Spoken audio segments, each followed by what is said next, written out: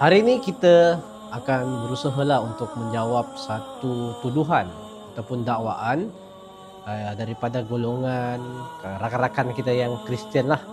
Sebab ada sebenarnya kenyataan-kenyataan yang menyatakan bahawa Al-Quran ini adalah ditiru dari kenyataan kitab Bible orang Kristian. Baik, saya nak menjawab perkara ini.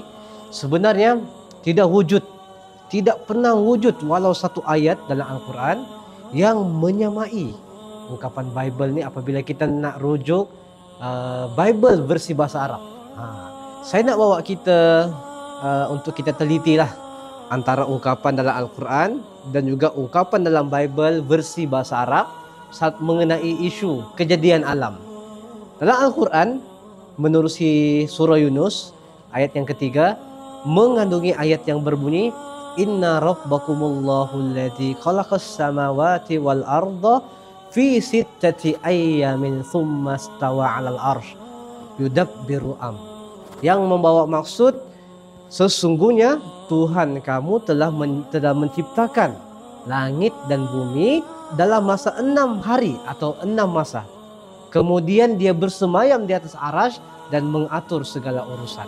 Saya nak bawa kita pula pergi satu ungkapan di dalam Bible bahasa Arab yang isu yang sama juga tentang kejadian alam, iaitu menerusi kitab Genesis, kitab Kejadian.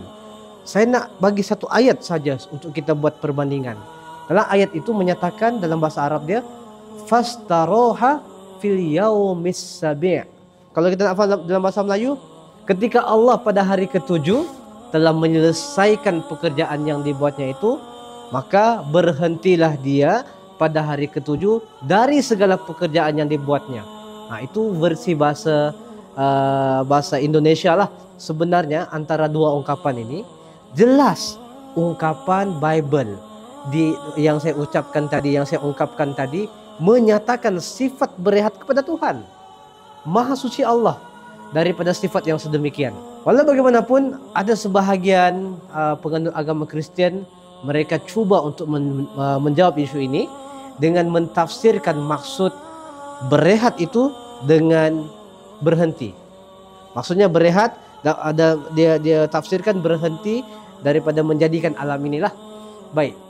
Namun di dalam Bible juga sebenarnya jelas menyatakan berehat itu adalah pengertian yang sebenar. Kita boleh lihat menerusi ungkapan kitab Exodus bab 31 ayat ke-17 yang berbunyi, On the seventh day he rested and was refreshed. Ataupun dalam bahasa Melayu ataupun Indonesia, pada hari ke-7 dia berhenti bekerja dan dia beristirahat. Kita dapat simpulkan perbezaan antara ungkapan Al-Quran dan juga Bible versi bahasa Arab ini tentang kejadian alam. Sebenarnya kita boleh buktikanlah tidak wujud sama sekali persamaan ungkapan bahasa Arab. So bagaimana pula tuduhan mengatakan Al-Quran ini meniru Bible? Kita tahu bahwasanya Al-Quran ini diturunkan, diwahyukan oleh Allah Subhanahu wa taala. Teks asalnya adalah bahasa Arab. So kalau nak kata tiru Bible, mesti Bible itu juga bahasa Arab. Dan kalaulah Bible itu bahasa Arab, kenapa ungkapan teks berbeza mengenai kejadian alam ini? Itu yang pertama tadi.